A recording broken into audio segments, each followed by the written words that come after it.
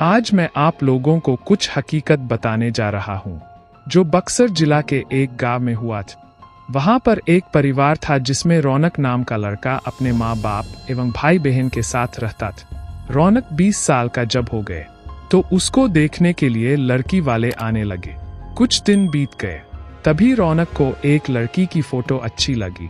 उसने अपनी माँ को बोला, माँ मैं इसी से शादी करूंगा, और बोलता भी क्यों नहीं।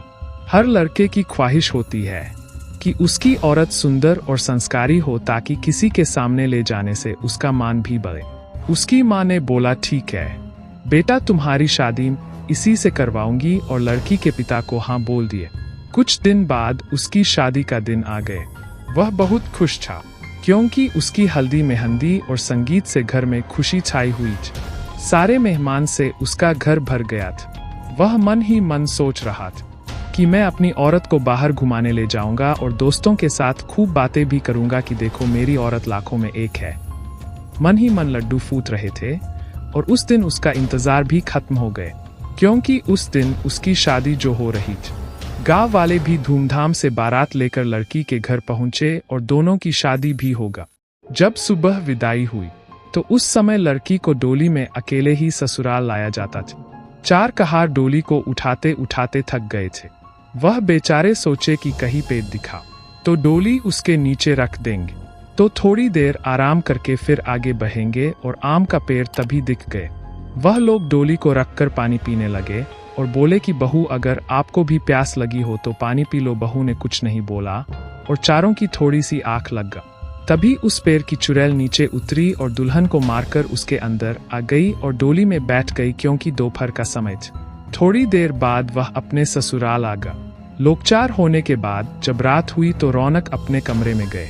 जब वह अपने बिस्तर पर बैठकर दुल्हन से बातें कर रहा था तभी उसे जोर से प्यास लगी। उसने कहा, मैं पानी पीकर आता हूँ।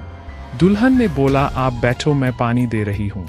इतना कहकर उसने अपना हाथ लंबा करके कुएं से पानी निकालकर उसको दे दिया। इतना देखते ही रौनक जमीन पर भद से गिर गया और बेहोश हो गए।